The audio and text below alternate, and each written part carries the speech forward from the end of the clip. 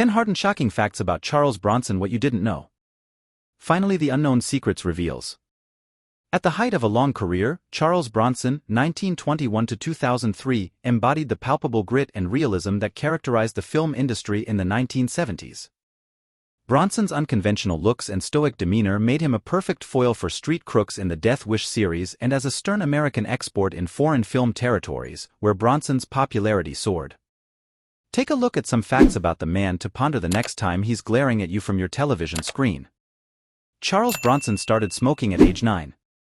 Charles, born in 1921, Bronson was an addition to a large family. He was number 11 out of 15 kids.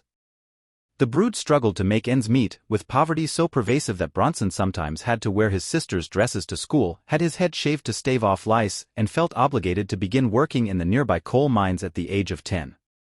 That early stress might be why Bronson took up smoking at 9 years old. He had, he said, been fond of chewing tobacco before then. Everyone was shocked when they heard that. He was roommates with Jack Klugman. Before Jack Klugman became famous for being the disheveled Oscar in the television adaptation of Neil Simon's The Odd Couple, he was playing opposite a prototype Felix in real life, Bronson. The two shared an apartment in New York in the late 1940s. Klugman once recalled that Bronson was neat and a damn good ironer. He was afraid of fire and germs. While shooting Death Wish in New York in early 1974, Bronson insisted that he and his family be put up in a suite on the second floor. He refused to be booked in a room any higher up, fearing he wouldn't be able to get out in case of a fire. Bronson also avoided fans that swarmed his car during shooting, declining autograph requests or any handshaking for fear he'd be exposed to germs. He earned his first acting role by burping. Bronson had always been interested in the arts. After serving in the Army during World War II, he found himself in Atlantic City doing odd jobs. One acting troupe invited him to paint scenery for them. Bronson found he enjoyed performing more. His first film role, in 1951's You're in the Navy Now, was landed, he said, because he was the only actor who could burp on demand. Communism and Steve McQueen forced a name change. When Bronson Nabuchinsky was starting out, Senator Joseph McCarthy was preoccupied with rooting out communists in Hollywood. Fearing his Lithuanian name would provide ammunition for accusations, he took on the name Bronson after driving with friend Steve McQueen, who pointed to a Bronson street sign and shouted to him that it would be perfect. He wasn't the first choice for Death Wish. After studios began circling an adaptation of author Brian Garfield's novel Death Wish in 1972, director Michael Winner started his search for the actor who could convincingly portray Paul Kersey, a pacifist-turned-vigilante who begins gunning down criminals after a violent assault against his wife.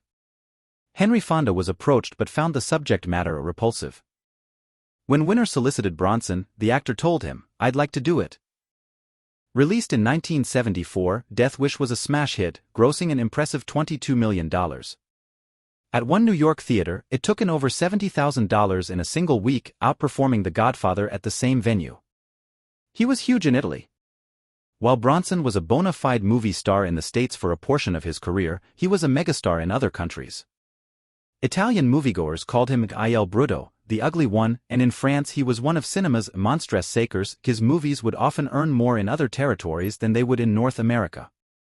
In Japan, a publicist once said, his name appeared on a sign over a block long. He wasn't a big talker. Bronson's monosyllabic screen presence wasn't much of a stretch. As journalists found out, the actor preferred to say as little as possible. When Roger Ebert was dispatched to interview Bronson in 1974, he found a man who would rather be anywhere else. "I don't ever talk about the philosophy of a picture," he said. "It has never come up. And I wouldn't talk about it to you. I don't expound. I don't like to overtalk a thing. Because I'm entertained more by my own thoughts than by the thoughts of others." Lance Henriksen played him in a TV movie. After Bronson's wife, actress Jill Ireland, died in 1990, a film based on her memoirs was produced. Reason for Living, the Jill Ireland story starred Jill Clayburgh as Ireland and Lance Henriksen, aliens, as Bronson. The NBC project upset the actor, who threatened legal action to prevent it from being made. While Henriksen doesn't resemble Bronson at all, wrote Entertainment Weekly, he nonetheless summons up Bronson's tough guy inscrutability. So dear viewers, please like this video and subscribe our channel. Thanks for watching.